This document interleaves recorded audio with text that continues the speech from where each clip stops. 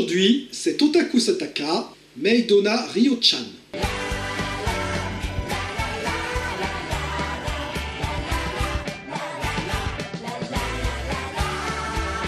Minasan konnichiwa, perfetti Guillaume des.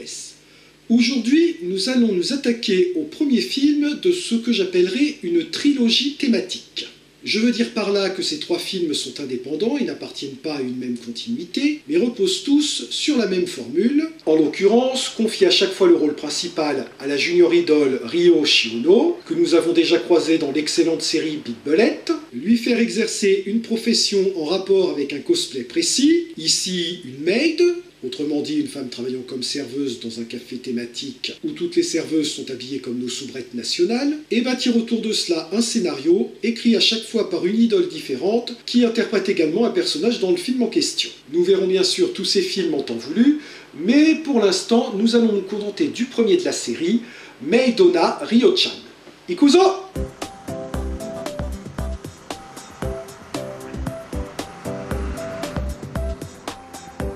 Le film commence dans un café où il n'y a pas beaucoup de clients. Oui, c'est ça. Bonjour. Café tenu par une patronne, une femme à lunettes, une AFP, actrice à forte poitrine, et Ryo qui se trouve actuellement hors champ en train de préparer... Est-ce qu'elle vient de provoquer une explosion dans la cuisine en préparant des cocktails? Ouais, enfin, d'un autre côté, quand on voit les réactions chimiques de celle qui y goûte et surtout de la seule qui arrive à finir son verre, m'étonnerait pas que ce soit un cocktail à base de nitroglycéryl-méthanol. Ah oui, je vous avais dit que chaque film de la trilogie consistait à l'habiller dans un cosplay différent. Mais en fait, les auteurs ne pouvaient pas se contenter d'un seul cosplay. Et c'est ainsi qu'on voit Ryo s'imaginer en robe de mariée, puis en collégienne, et enfin... Non, même en inversant les rôles, c'est toujours aussi bizarre. Et c'est pas fini, hein. Elles se rendent ensuite dans un nightclub tenu par un de leurs amis. Yuki Yuki Yuki. Yuki Yuki Yuki. Yuki Yuki Yuki. Futami wa Zokara. Pouviez pas vous dire bonjour comme tout le monde, non? Qui remet à Ryo une baguette magique, et elle se retrouve alors habillée en fée, avec des oreilles de lapin... Lapin? Ouais. Lapin? Qui s'enrhume, parce que cette tenue n'est évidemment pas très chaude pour la saison. Profitez-en bien, c'est la seule relation de cause à effet logique de tout le film. Du coup, ils lui mettent une tenue de pom-pom girl, pendant que l'AFP se déguise en... Groucho Marx. Excusez-moi, est-ce qu'on pourrait avoir un scénario, s'il vous plaît? Bon, ok, le scénario, c'est qu'elles veulent relooker leur café et en faire un maid café. Et elles mettent donc une annonce pour recruter une 5e employée, histoire d'être 5 comme les Sentai. Maido Sentai Maid Ranger. Allô, Zen Pictures? J'ai un concept à vous proposer. Elle voit alors défiler les candidatures les plus improbables. D'abord, une nana pas commode du tout. Au suivant. Suivi d'une célèbre idole. Au suivant. Suivi de 2 comiques pas drôles. This comic sucks. Au suivant. Suivi d'un fantôme. Au suivant. Mais alors qu'elle pense que tout espoir est définitivement perdu, débarque alors Miss Parfaite.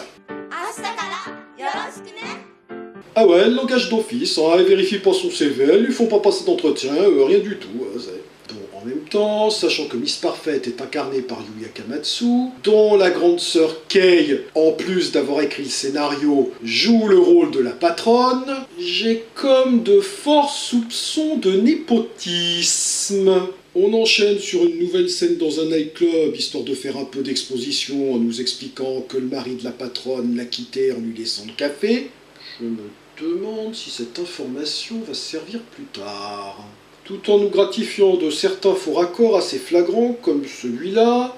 Je ne sais pas combien ils ont payé le monteur, mais à mon avis, c'était beaucoup trop cher. On les voit ensuite relooker leur café. enfiler leur nouvelle tenue de travail. Au passage, je leur accorde un point pour la personnalité, puisque chacune porte une tenue différente, tout en respectant la thématique du costume de maid, ainsi que le code couleur bleu et blanc, à part la patronne, qui est la seule en noir, et qui du coup fait un peu gothique. Mais l'habit ne fait pas la maid, et elles vont devoir subir un entraînement draconien de la part d'une coach tyrannique. À partir d'aujourd'hui, vous ne parlerez que quand on vous parlera, et les premiers et derniers mots qui sortiront de votre sale gueule, ce sera chef, tas de punaise. Est-ce que c'est bien clair? Chef, oui, chef! Mon cul, je n'entends rien. Montrez-moi que vous en avez une paire. Chef, oui, chef! Une coach capable de transformer sa baguette en un parapluie qu'elle brise en deux pour bien montrer sa culotte et qu'elle ne plaisante pas. Une coach aussi excessive dans ses réprimandes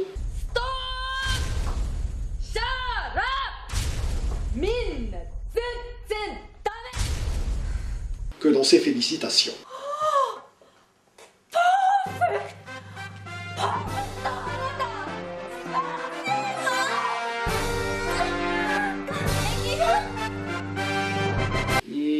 Vérifie quand même qu'elle t'a pas mis une pierre précieuse dans la bouche, on ne sait jamais. Et récidiviste avec ça. Bref, après cet entraînement particulièrement éprouvant, surtout pour les nerfs de la coach, le café peut enfin ouvrir. Mais pas avant qu'on nous ait montré l'actrice principale en train de prendre sa douche. Et on devrait peut-être se méfier d'ailleurs, ça lui a pas trop réussi de prendre une douche dans Clémeur. Et à ceux d'entre vous qui voudraient se plaindre que la caméra est placée beaucoup trop haut ou trop bas, je crois utile de signaler qu'à l'époque du tournage, Ryo Shiono était âgé de 14 ans. J'autorise ceux d'entre vous qui en éprouvent soudain le besoin à mettre cette vidéo sur pause pour aller prendre une douche. Et quand elle ne prend pas de douche, Ryo fait les commissions pour sa patronne et en profite pour discuter avec une vendeuse de brochettes qui, comme elle, est interprétée par une future actrice de Beat Bullet, Mina Kurata. Si vous vous en rappelez, c'était celle qui jouait la rivale de Ike qui avait le pouvoir de créer des champs de force. Le café peut donc ouvrir et on voit s'y succéder des clients tous plus bizarres les uns que les autres. Un ventriloque, un animateur, le patron du nightclub de tout à l'heure, un travesti et sa compagne, des yakuza qui font tellement peur à Miss Perfect qu'elle n'ose pas aller les servir. En même temps, je peux la comprendre, elle n'a pas de super pouvoir dans ce film, et n'est pas non plus une soubrette ninja du clan secret de Konana. Je ne vous le répéterai jamais assez, il faut absolument que vous lisiez cette BD, elle est géniale. Un voyeur photographe, des voyeurs équipés de jumelles, Misugi. ah ouais, là tout de suite c'est calme, hein? Un type qui drague par SMS.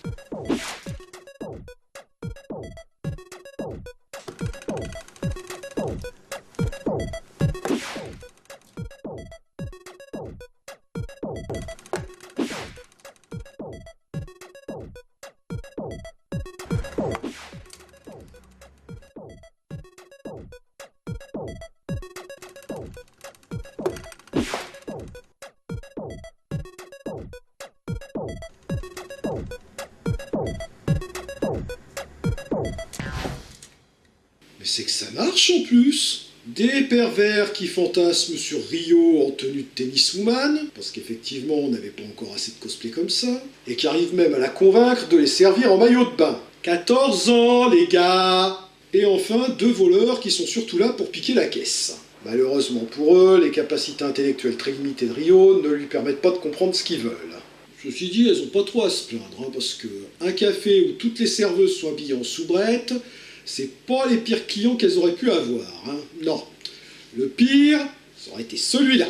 Coucou, tu veux voir ma bite? Mais la plus grande menace que nos héroïnes vont devoir affronter, ce n'est ni les yakuza, ni les voleurs, ni même DSK, mais les bons petits plats préparés par la patronne.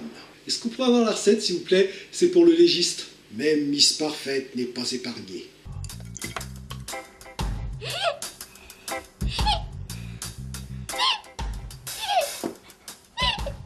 Médusa voulait la faire parler, sa grande sœur l'aura fait taire.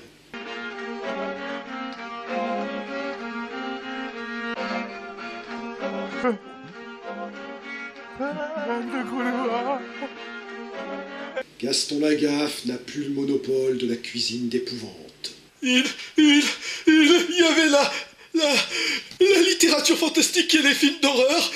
Lui, il a inventé la cuisine d'épouvante.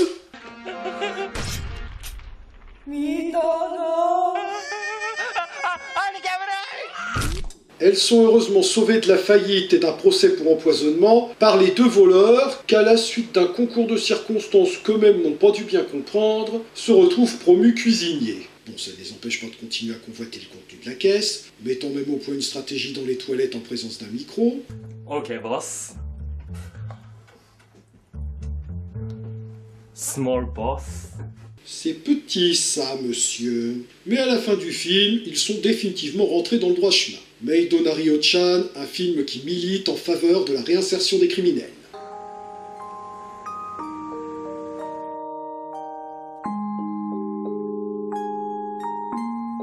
Ouh, mon sens Yuri carillonne. Et finalement, on voit arriver dans le café, ni plus ni moins que l'ancien mari de la patronne. Mais si, souvenez-vous, le type dont on n'avait parlé que dans une seule scène.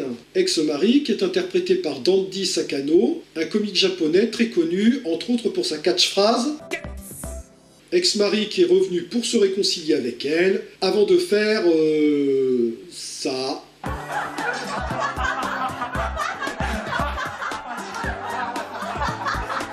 Nippon.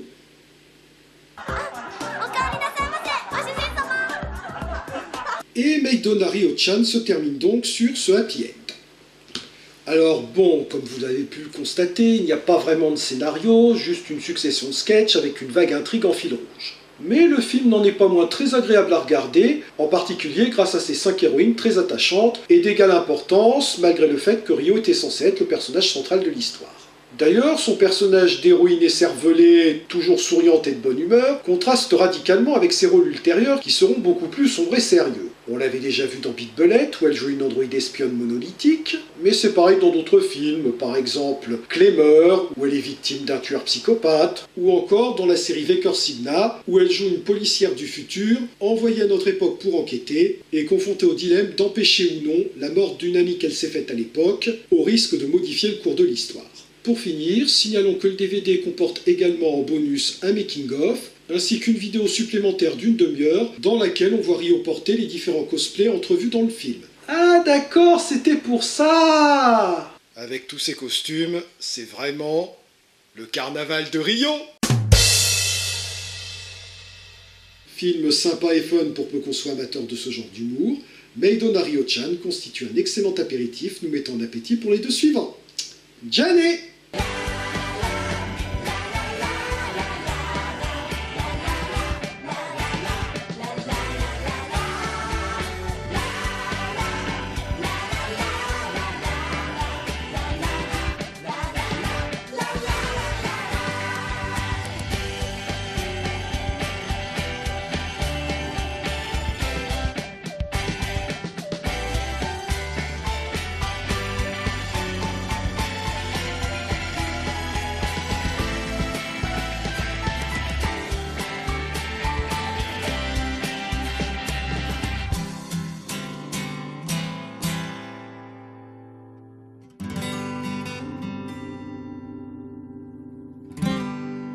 Et sinon, comment trouvez-vous mon nouveau décor ?